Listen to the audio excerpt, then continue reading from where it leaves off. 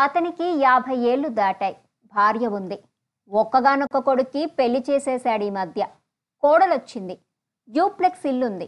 పైన కొడుకుంటున్నాడు, కింద అతనుంటున్నాడు. అంతా బాగానే ఉంది. బాగా లేంది ఒకటే. అతనికి ఈ మధ్య మతిమరపు ఎక్కువైంది. దాంతో లేనిపోని చిక్కుల్లో ఇరుక్కుంటున్నాడు. పొద్దున్నే బ్రష్ చేసుకోవాలి, బ్రష్ కనిపించదు. ఎక్కడ పెట్టాడో మర్చిపోతాడతను. పైగా టూత్ బ్రష్ అన్నమాట కూడా గుర్తుకురాక నోటికి ఏదో కావాలి అని ఇబ్బంది పడతాడు.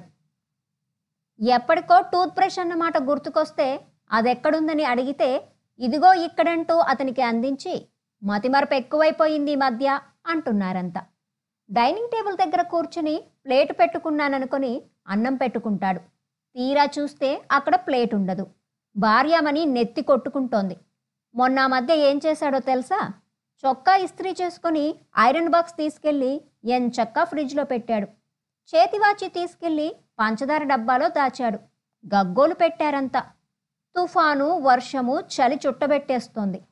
మార్నింగ్ వాక్కి వెళ్తూ స్వెటర్ వేసుకున్నాననుకొని ఒట్టి బనీన్ మీద వెళ్ళిపోయాడు. చూసిన వాళ్ళంతా ముక్కున వేలేసుకున్నారు. ఏంటయ్యా ఇదంతా అంటే కోపం వస్తోంది అతనికి. ఏడుపు కూడా వస్తోంది. ఎవరితోనూ మాట్లాడాలి అనిపించటం లేదు. ఒంటరిగా గంటలు కూర్చొని టీవీ చూస్తున్నాడు. లేదంటే పడక. ఇది దినచర్య అయింది. కొత్తగా వచ్చిన కోడలు పిల్ల మామగారి ఈ చేష్టలన్నీ కథలుగా చెప్పి నవ్వితే విని బాధపడ్డాడు బాబాయ్. వెంటనే అతన్ని కలుసుకోవాలనుకున్నాడు. అనుకున్నట్టుగానే కలిశాడు. ఇవన్నీ అల్జీమర్స్ లక్షణాలయ్యా, జాగ్రత్తగా ఉండాలి నువ్వు అన్నాడు. ఎలా ఉండాలి అడిగాడు అతను. ఆ అడగటంలో ఎలా ఉండాలో చెప్పండి సార్, మీరు చెప్పినట్టే వింటాను అన్న వేడుకోలు ఉంది. తమిళం వచ్చా నీకు అడిగాడు బాబాయ్. వచ్చిన తెలుగే మర్చిపోతుంటే రాని తమిళం సంగతి ఇప్పుడెందుకు అడిగాడతను. అదే కావాలి, నువ్వు అర్జెంటుగా తమిళం నేర్చుకోవాలి. నెల రోజులు టైం ఇస్తున్నాను, నేర్చుకొని నాకు కనిపించు, అదే ట్రీట్మెంట్ అన్నాడు బాబాయ్. చచ్చాన్ రోయ్ అనుకొని తమిళం నేర్చుకునే ప్రయత్నాల్లో పడ్డాడతను. తెలుగు, తమిళం పుస్తకాలు తెచ్చుకున్నాడు. తెగ చదివాడు. చదివి గడ్డాన్ని తమిళంలో దాడి అంటారని తెలుసుకున్నాడు. పుట్టుమచ్చని మచ్చం అంటారని తెలుసుకున్నాడు.